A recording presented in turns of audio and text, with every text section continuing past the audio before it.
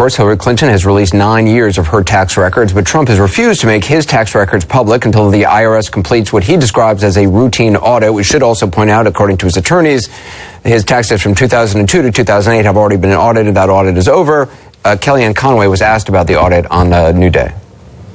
Will Donald Trump release anything from the IRS proving that he's under audit? I don't know. Why? In other words, why are you calling him a liar? Well, we're taking his word for it. Are you calling him a liar? And we're taking Hillary Clinton's word for it that she was overheated and didn't have pneumonia, or that she's going to be aspirational uplifting, or she's going to start talking to the press again. I mean, seriously, we're running against a Clinton and we're going to challenge someone's veracity.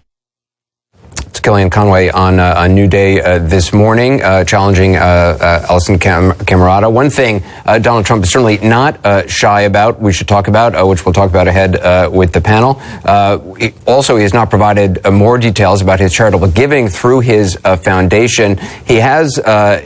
He does regret talking about the 4 corporate bankruptcies that he's filed for. He's bragged about them actually last September on the debate stage. Hundreds of companies, hundreds of deals. I've used the law 4 times, made a tremendous thing. I'm in business. I did a very good job. Very good job in his view, maybe for him, but not for some of the people who worked on the projects that later went belly up. They're not the only ones who came up short when doing business with Trump. Jessica Schneider tonight reports. He put so many good contractors out of business. I don't care if he's Donald Trump or Donald Duck. Right is right, wrong is wrong, and I have to stand up for myself. Donald Trump had basically decided what subcontractors would work in Atlantic City and which ones would not. They are the voices skeptical of Donald Trump and his promises of prosperity. If you went against him, he simply put a list out and said these are bad guys and everybody else is a good guy. And you guys were on that list? We were on the list. And did you ever get work in Atlantic City again? Never.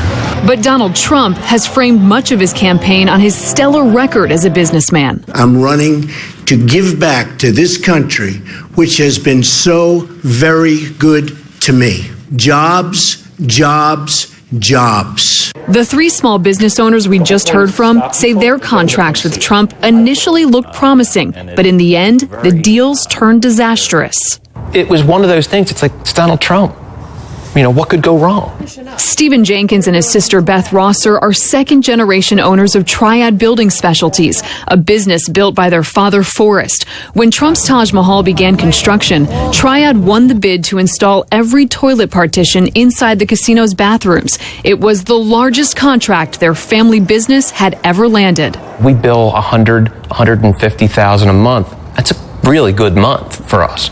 And this was almost $300,000 in one contract. Everyone was, it was a big job. It was great. But as Triad's workers wrapped up the project, talk started swirling that contractors weren't getting paid. When the Taj Mahal filed for bankruptcy in 1991, Triad was left with this $231,000 claim in court.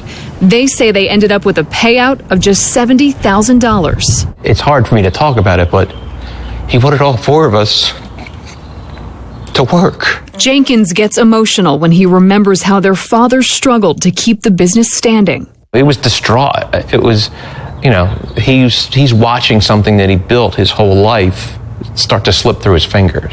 A generous loan, they say, saved the Pennsylvania company. He didn't go to a bank for the loan. He borrowed it off of a friend. I respect a lot about him. I think he has the capacity to take the very complicated and simplify it, which I think is one of the hallmarks of a good CEO. So I think he has that ability. On the other hand, I also think that he is vindictive, nasty, and think that his words or actions have no repercussions.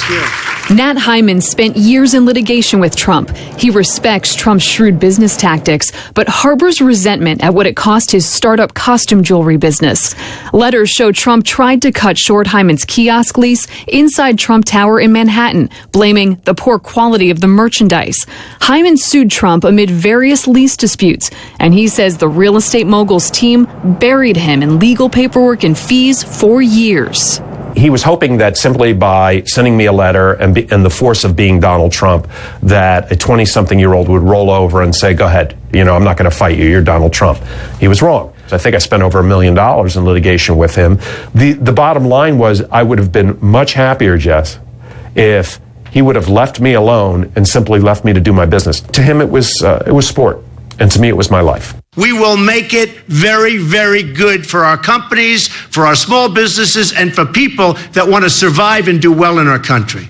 Paul Friel scoffs at Trump's words. The Philadelphia cabinetry company founded by his grandfather was forced to file for bankruptcy, he contends, because of Trump's retaliatory tactics. We had already worked for 3 GCs, and every single one of them lived up to their word until Donald Trump came to Atlantic City. He was the first one that told a bunch of small contractors, I don't think I'm going to pay you any more money.